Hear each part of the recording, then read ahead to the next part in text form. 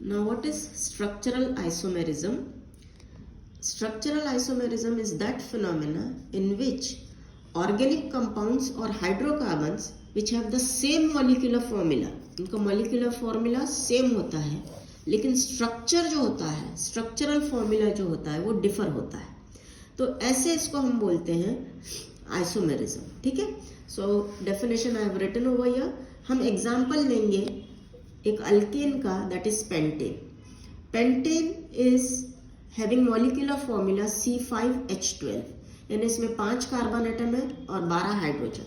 अब इसका रिप्रेजेंटेशन हम 3 तरीके से कर सकते हैं, इसके 3 आइसोमर्स बता सकते हैं. पहला जो है, first one is N pentane, that is normal pentane. तो इसके लिए आप कार्बन के 5 एटम ले लीजिए, 1 2 3 4 5 है 5. अब इन 5 एटम पे हमको 12 हाइड्रोजन लगाने हैं. ठीक है. सो हाइड्रोजन आपका हो गया 1 2 3.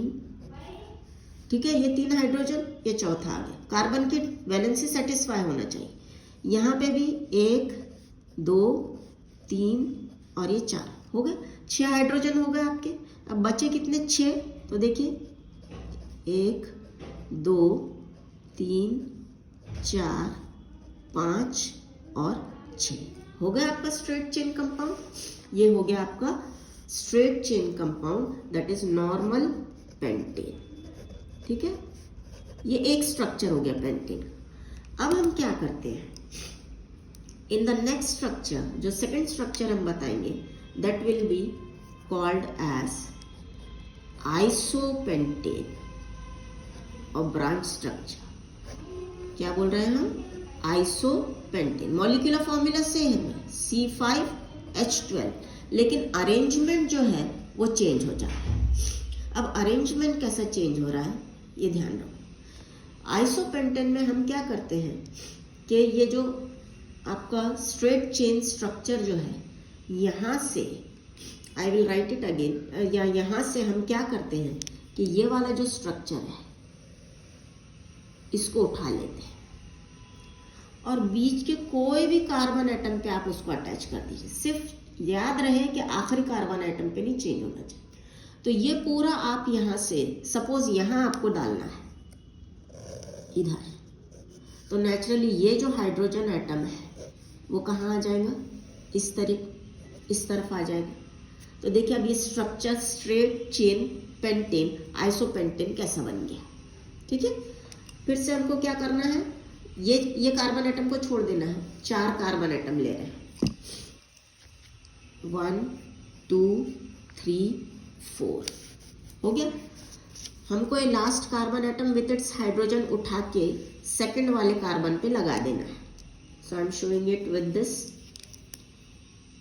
ये वाला कार्बन आपने उठा लिए और इसके 3 हाइड्रोजन उसके साथ अटैच कर दिए कार्बन एटम. हो गया. सेकंड कार्बन एटम पे डालें. अब ये वाला जो हाइड्रोजन है, इसका जो हाइड्रोजन है वो यहाँ आके अटैच हो जाएगा. तो सी यहाँ पे हाइड्रोजन हो गया 1, है ना, क्योंकि ये कार्बन लास्ट आ गया, तो इसके पास इसकी वैलेंसी सेटिस्फाई करने के लिए हमको ये हाइड्रोजन यहाँ पे लाना पड़ेगा. सो दिस हैज बिकम, हो गया. यहाँ पे कार्बन के वैलेंसी सेटिस्फाई करनी है. यहाँ 1 हाइड्रोजन, यहाँ 2. ठीक है. So this is called as isopentane. क्या बोलते हैं हम इसको? आइसोपेंटेन. आइसोपेंटेन वो कंपाउंड होता है जिसमें एक कार्बन एटम, बीच वाला कोई भी कार्बन एटम पे सिर्फ एक ही हाइड्रोजन अटैच होगा. ये सिर्फ एक हाइड्रोजन अटैच, बाकी यहाँ पे कार्बन एटम आ गया विथ इट्स हाइड्रोजन. देखो इसमें 12 हाइड्रोजन आ रहे हैं कि नहीं आपके? 3 4 5 6 7 8 9 10 11 12. मॉलिक्यूलर फॉर्मूला सेम है, सिर्फ स्ट्रक्चर चेंज हो गया. So this is called as isopentane. क्या करें आपने? लास्ट वाले कार्बन एटम को उठा के आप यहाँ पे भी डाल सकते हो, यहाँ पे भी डाल सकते हो, लेकिन यहाँ नहीं डाल सकते क्योंकि यहाँ से उठा रहे तो ये आखिरी कार्बन हो गया. यहीं पे अगर अटैच करोगे तो वो स्ट्रेट चेन कंपाउंड हो जाएंगे। तो इसके लिए यहाँ पे उठा के आप फर्स्ट कार्बन या सेकंड कार्बन को अटैच करें, तो ये हाइड्रोजन शिफ्ट हो जाएगा आखिरी वाले carbon atom. So in this manner you will get the structure as isopentane. आप ये स्ट्रक्चर को यहाँ पे भी लगा सकते हो, ठीक है ना। Now the third type that we have to study is neopentane. Neopentane structure change है, मॉलिक्यूलर फॉर्मूला सेम है, C5H12। अब इसमें क्या होता है बेटे कि आपको नियो स्ट्रक्चर में एक कार्बन बीच में का कोई भी ऐसा होता है जिसके पास कुछ भी हाइड्रोजन नहीं होते। एक कार्बन क्या होता है, ऐसा होता है, ये तीनों में से ऐसा होगा कि जिसके पास एक भी हाइड्रोजन एटम नहीं रहेगा। अब देखिए, एक भी हाइड्रोजन एटम अगर नहीं बोल रहे हैं आप, तो यानी ये कार्बन जो है उसको हम दिखा रहे हैं सेंटर से C। कितने कार्बन है अपने पास, 5। इस कार्बन एटम के पास कोई भी हाइड्रोजन नहीं रहना चाहिए, ये उसकी टेट्रावैलेंसी, आउटर मोस्ट ऑर्बिट के 4 इलेक्ट्रॉन, ठीक है। अब यहाँ पे कहीं पे भी हाइड्रोजन नहीं आना चाहिए, तो 5 में से एक कार्बन एटम आपने ले लिए, तो आपके बचे कितने कार्बन, 4। अटैच कर दो, 1 यहाँ पे, दूसरा यहाँ पे, तीसरा आपका यहाँ पे आ गया और चौथा यहाँ पे आया, ठीक है। हो गए 5 कार्बन एटम, 1 2 3 4 5। 12 हाइड्रोजन अटैच करने अपने को। देखो 12 हाइड्रोजन कैसे अटैच करेंगे। अब 1 2 है ना, इधर से पहले 1 2 दो कर लेते हैं, 1 2 है ना, ये कार्बन का 1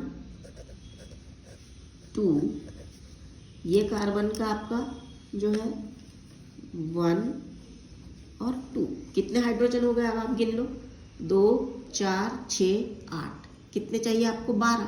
अब देखो 12 कैसे हो रहे हैं, 8, ये हो गया 9, ये हो गया 10, ये हो गया आपका 11 और ये हो गया यहाँ पे 12। हो गए आपके 12 हाइड्रोजन, है ना। So what is a neo structure? A structure in which one carbon is not attached to any hydrogen atom. तो यहाँ पे ये जो कार्बन एटम है, it is attached to 4 carbon atoms but not to any hydrogen. तो ये आपका जो मेन स्ट्रक्चर है स्ट्रेट चेन कंपाउंड का, आपने ये वाला कार्बन उठा लिए, ये वाला भी उठा लिए, ये वाला भी उठा लिए, ये वाला भी उठा लिए। अब सिर्फ ये बचा हुआ है, तो इसके पास का एक हाइड्रोजन इधर आ जाएगा और एक हाइड्रोजन इधर की तरफ आएगा, to give you what kind of a structure, that is a neopentane. I hope you understood the explanation. अगर एनी डाउट है इसमें मुझे फिर से बोलिए, मैं फिर से आपको एक्सप्लेन करूंगी।